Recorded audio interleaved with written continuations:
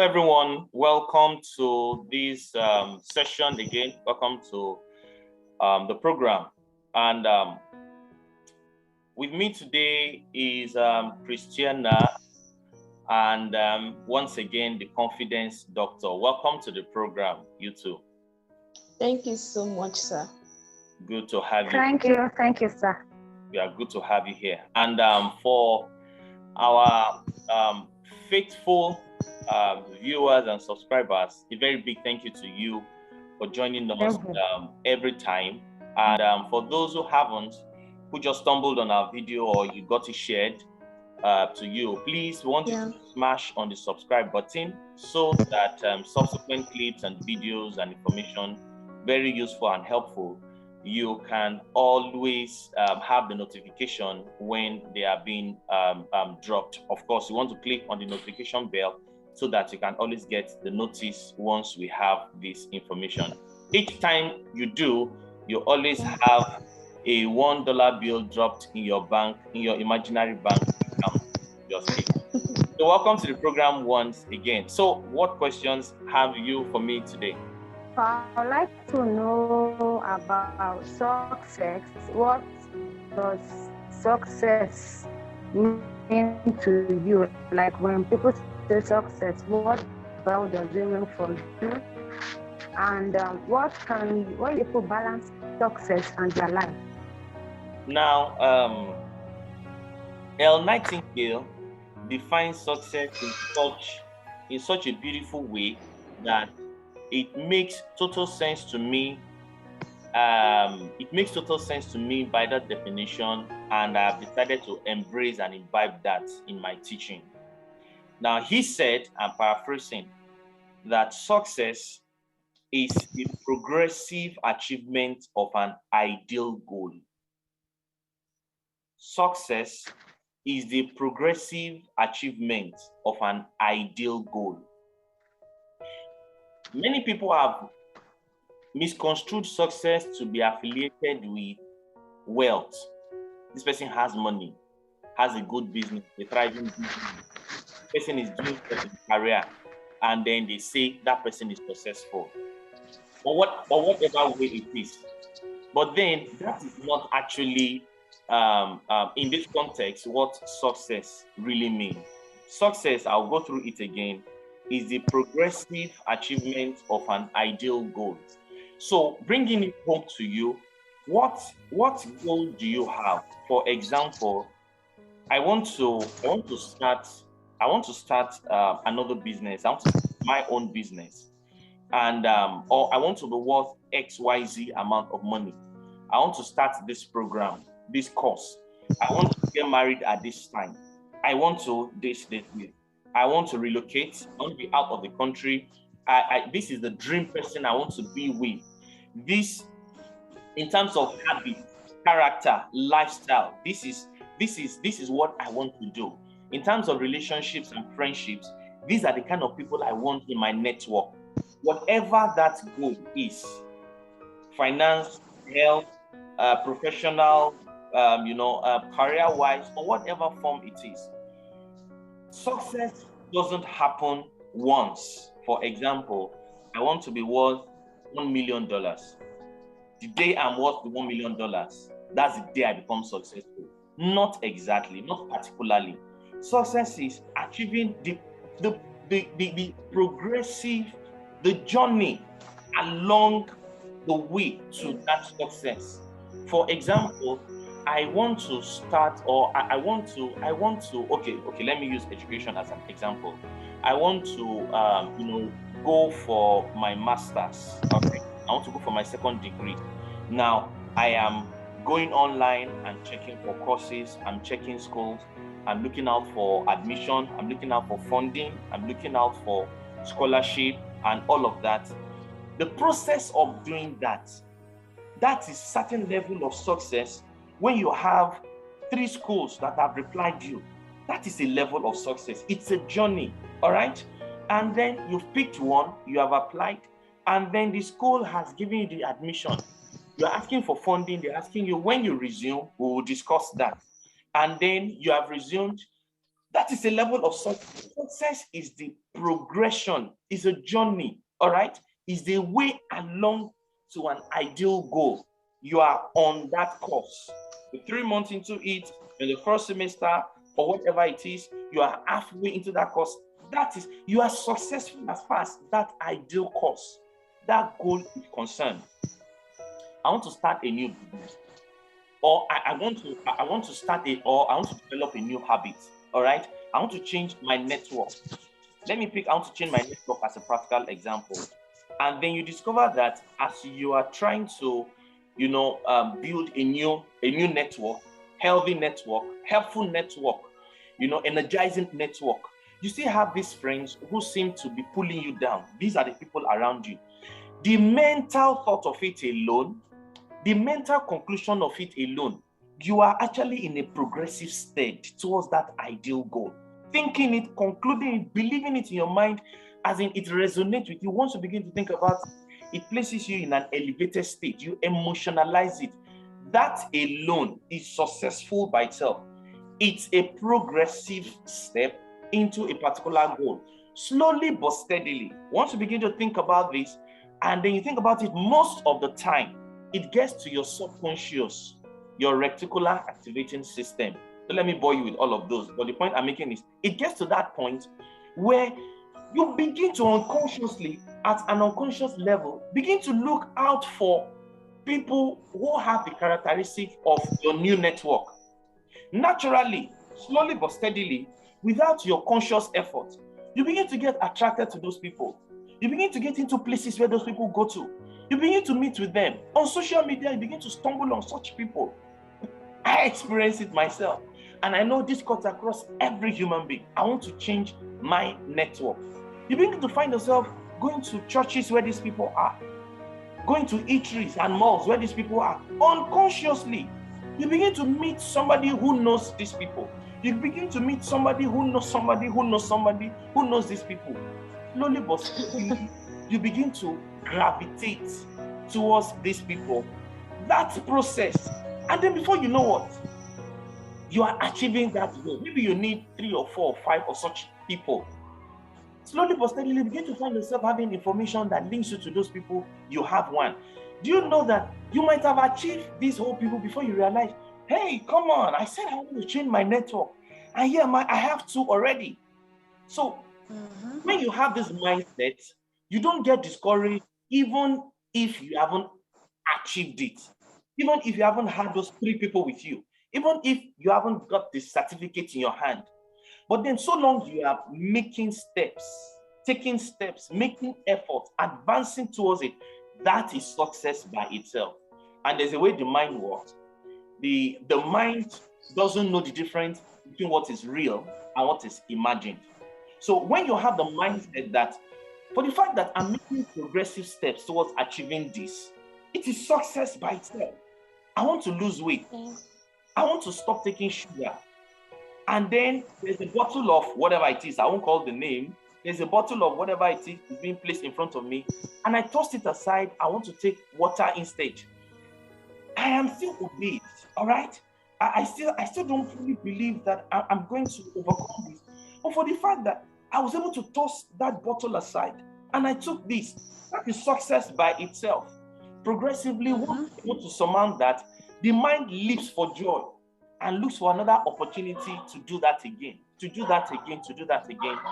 And then before long, it becomes a lifestyle. So that is my own definition, borrowing it from Elle Nightingale's definition of success. I hope you found this helpful. Yes, I really did. I really did. I mean, from your perspective, I can say that I'm successful. Absolutely. So, yes, you are. Yeah. Yes, because you gave this example of people wanting to change your network, and unconsciously begin to stumble upon these people. I've had an experience too. Last year, I wanted to become very serious and intentional about my writing. So I said, okay, I think it was just the decision I made by myself alone that I will be serious in my writing and I want to connect with someone who writes. And just like that on Facebook, someone made a post one day and I just commented on the post and was like, I want to be intentional about my writing. And he was like, okay, he wants to guide me. So that was how he became my mentor. And it was when I was making that decision, I didn't really think further to getting my works published or anything. But before the end of last year, I was among a list some authors that published a book, and I've also had my stories in magazines. So it's like success, like you said, is a journey. Success is not achieving that particular goal. It's not a point. That progressive journey. Yes. Progress, yeah. Exactly, because I didn't say I'm going to be like, I didn't decide that this is why I want to write a book. I just said I want to be intentional about my writing, and it led me far beyond what I even expected. So with just that one man I met, who is now my fiction writing mentor, I've also had connections with other writers. Like when I post things on Facebook, they are the ones that even comment in on my post, and I've had contacts too with them. So I think I really agree with this, your perspective that success is a progressive journey towards an ideal goal, right? Yes, absolutely. Yeah, absolutely. So this your perspective really clears things for me. So I don't need to be like, okay, until I've achieved this particular thing before I start saying I'm successful. So I'm already successful because I already made that decision and I'm working towards it. And people and the opportunities to arrive at that goal are already in my path. Yes, so you are. I think Yes, you are.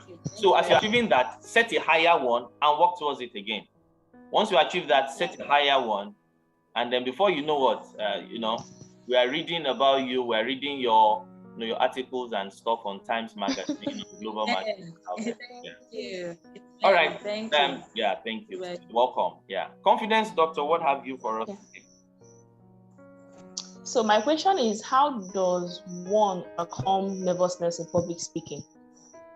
How does one overcome nervousness in public speaking? Okay. Public speaking is an art. Yeah. Is an art. This I will take it in some way. It's an art. Now, when you get, let me go to the stage now. When you get overly conscious of yourself, you're likely to mess up, right? When you get to the stage and you're conscious of your grammar, you're conscious of your words, you're conscious of your statements, you're conscious of your lines, and then once you trip, you miss one line, you don't know how to go about the other ones, you don't know what to do next. Ubongesien he's my speaking mentor. I call him my father. He's the only CSP holder in the whole of West Africa. And you might want to check him out online. For anyone who wants to speak, who wants to go into speaking, please just go online and check out on Ubongesien. Ubongesien held my hand from nowhere, and then placed me on some places. Now, Ubongesien taught me that when you have information, knowledge about what you want to talk about, on one hand, and then he also runs his school of eloquence. I'm just saying this based on the question. This platform is not so you have to do that, but I'm just saying this based on the question. Okay. So School of Eloquence, I attended the school some years ago. Now, when you have information, knowledge about what you want to talk about, the subject, on one hand, then on the other hand, you are proficient in the language, English or whatever language you're speaking on. You have the grammar, you know a lot of synonyms to your choice words. It serves as a tool. It serves as a defense. You don't run out of gas while you are speaking. So when you mix these two together, you are 50% good enough to speak. So, there are rules. There are rules that goes along with speaking. Public speaking. Of course, that's why it's an art. So there are rules to it. However, when you have these two with you, you have absolute knowledge on the subject. And then number two, you can play around with words. Maybe you're trying to say out a word and then it's like the word is gone off. You can find a synonym to to replace it, and then you move on. This will literally help you on stage. Let me say this at this point. Being nervous on stage, let's say you're being called, and then before mounting the platform or as you're there, your heart is beating fast, you're having, wet palm and all of that. Being nervous is natural. I will say this again. Being nervous on stage is natural. Well, just by the side, I'm a member of National Speakers Association. National Speakers Association is a platform, primarily based in the US. I needed to say this to clear, as in to let people understand that to an extent, I know what I'm talking about with this. So NSA is a platform for speakers globally all over the world. And then you have people like, Brian Tracy and the likes who founded and run this platform for speakers globally. And we usually have conference once a year in US. Currently in Nigeria, as at 2019, we were less than 16 NSA members in Nigeria. Less than 16, but I don't know what number we have currently. So I said that to say that even Brian Tracy said that people like them who are actually, the foremost, the topmost speakers in the world, they still sometimes get nervous on stage. It is natural. You're about mastering the stage and then your heart is beating fast, you're having wet palm and all of that. It shows that you're still a human. It shows you still have feelings. However, it is the mastery over it. You're on stage. 5 minutes, you're still nervous.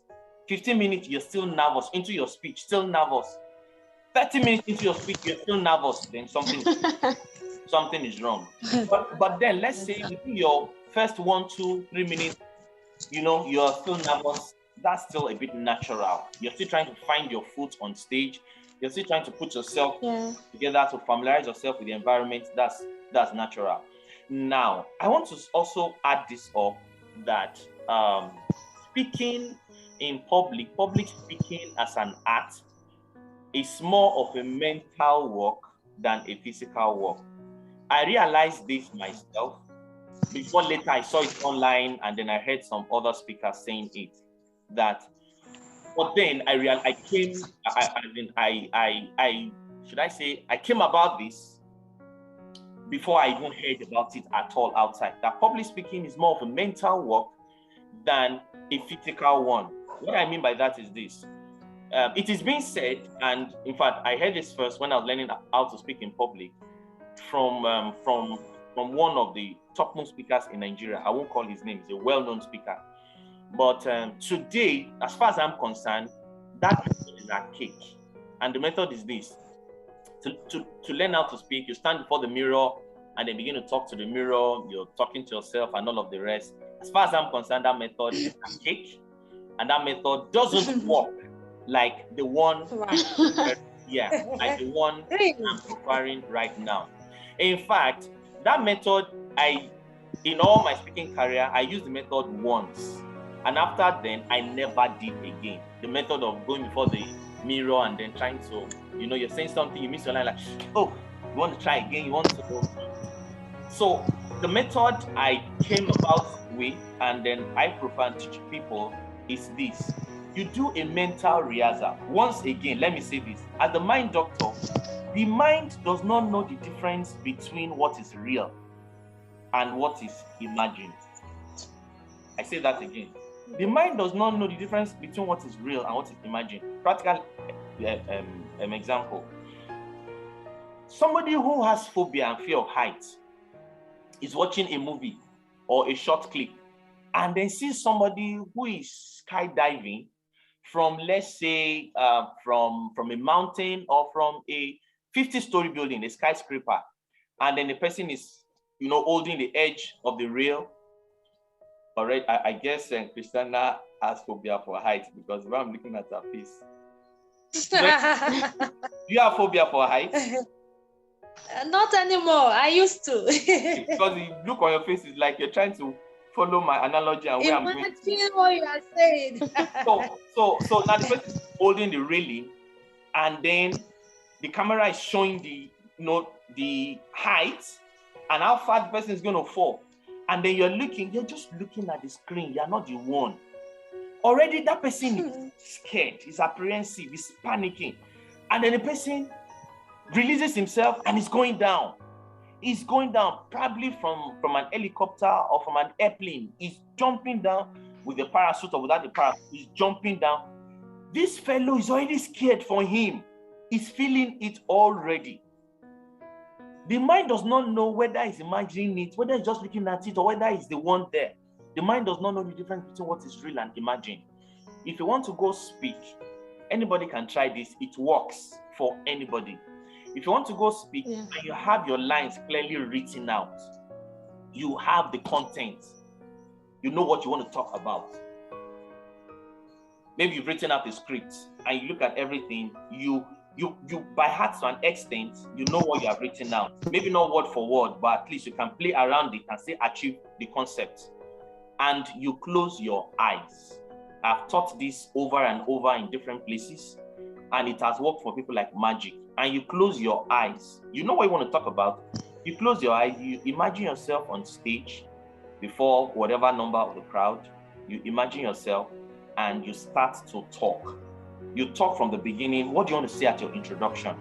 Hi, my name is Papa. And then you run through it. What do you want to say next after your introduction? Do you want to start with a joke? Do you want to start with humor? Or you want to start with a question? Because that's the way you can captivate people's attention.